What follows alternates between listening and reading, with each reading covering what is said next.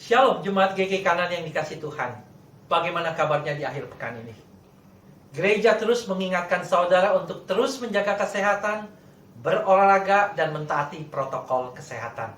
Apakah saudara masih melakukannya? Di akhir pekan ini, saudara, pesan gembala mengambil tema New Normal, mengasihi diri sendiri dan mengasihi orang lain. Minggu ini kita telah memasuki masa transisi antara PSBB dengan New Normal. Kegiatan-kegiatan publik sudah mulai dibuka meskipun masih dibatasi dengan ketat.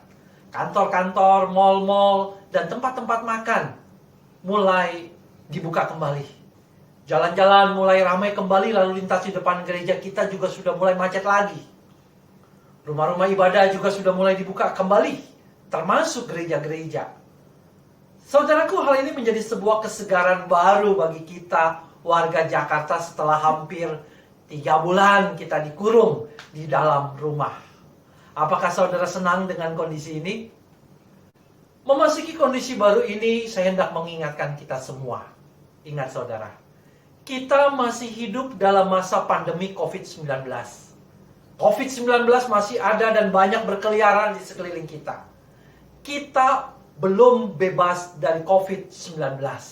Ingat itu. Saya khawatir awal dilonggarkan PSBB ini membuat kita menjadi euforia. Senang sekali sekarang kita sudah bebas. Lalu yang terjadi seperti pepatah, bagai kuda yang lepas dari kekangnya. Banyak orang yang sudah tidak sabar dan ingin keluar dan bebas beraktivitas lagi seperti semula. Sehingga akhirnya melampiaskan keinginan itu tanpa batas. Lupa akan batasan dan menjadi sembrono. Saya khawatir kegiatan-kegiatan yang sudah mulai dilakukan seperti biasa, meskipun dengan adanya protokol kesehatan, perlahan-lahan membuat kita tidak lagi merasakan bahwa kita sedang berada dalam kondisi pandemi. Kepekaan dan kewaspadaan kita terhadap keberadaan COVID-19 ini menurun. Tanpa sadar, seakan-akan kita beranggapan semua sudah kembali normal. Kita jadi tidak waspada lagi. Saudaraku, saya diingatkan belajar dari sejarah di mana pandemik-pandemik yang terjadi di berbagai negara. Justru ketika kegiatan dibuka kembali setelah PSBB, setelah lockdown, terjadi peningkatan angka penularan yang tinggi sekali. Bahkan penularan dan kematian di gelombang yang kedua ini lebih dahsyat daripada yang sebelumnya ketika sebelum diberlakukan lockdown atau PSBB. Memasuki new normal ini, saya ingin sekali mengingatkan kita semua untuk jangan kalah dengan keinginan kedagingan kita. Meskipun kita boleh beraktivitas di luar, ingat, tahan diri untuk tidak kumpul-kumpul dulu. Tahan diri untuk tidak pergi dulu ke tempat-tempat yang banyak orang berkumpul, kecuali untuk hal yang sangat penting. Kalau bisa, tetaplah di rumah saja. Kita harus belajar bersabar dan mengendalikan keinginan-keinginan diri sampai situasi benar-benar aman. Saudara bisa? Saudaraku, ini sebuah latihan rohani pengendalian diri. Hidup kita sebagai anak-anak Tuhan adalah hidup yang harus bisa dikendalikan oleh kebenaran-kebenaran. Salah satu buah dari Allah Roh Kudus yang diam dalam diri kita adalah pengendalian diri. Artinya saudara, sebagai anak Tuhan, kita harus hidup di dalam kontrol dan kendali kebenaran. Dan kita memiliki potensi kekuatan untuk bisa mengendalikan keinginan-keinginan yang ada di dalam diri kita. Karena itu merupakan karya daripada Allah Roh Kudus yang diam dalam diri kita. Saya teringat berkaitan dengan pengendalian diri ini, Raja Salomo yang bijaksana itu berkata dalam Amsal 25 ayat 28. Orang yang tak dapat mengendalikan diri adalah seperti kota yang roboh temboknya. Pada zaman Alkitab, saudaraku, kalau kota tidak punya tembok, maka tidak ada pelindungan diri. Jika kota tanpa tembok, maka kota itu sudah akan habis diserang oleh para musuhnya. Kota itu akan hancur. Demikian pula hidup tanpa pengendalian diri akan hancur. Pengendalian diri adalah tembok yang melindungi diri kita dari mara bahaya. Saya juga ingat Raja Salomo berkata di Amsal 27 ayat ke-12.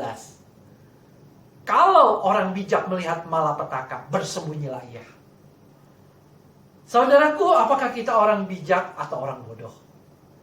Kalau kita sudah tahu bahwa COVID-19 masih ada di mana-mana, mengapa kita justru keluar dan pergi kemana-mana?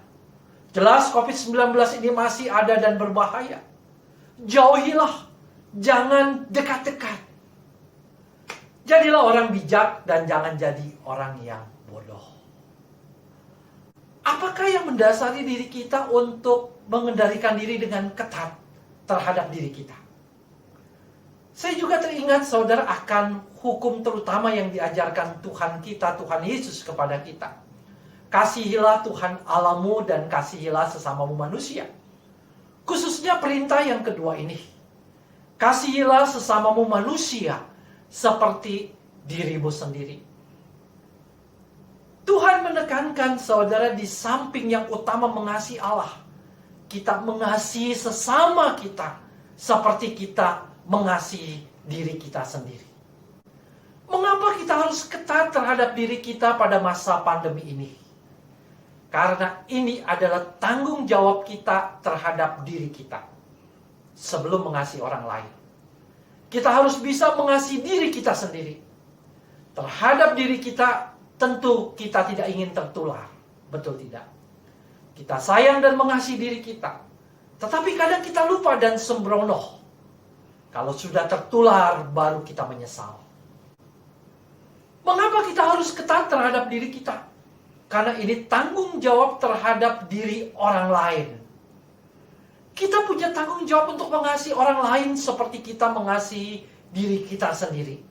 Ya, ini menjaga agar orang lain tidak tertular oleh virus oleh karena kita.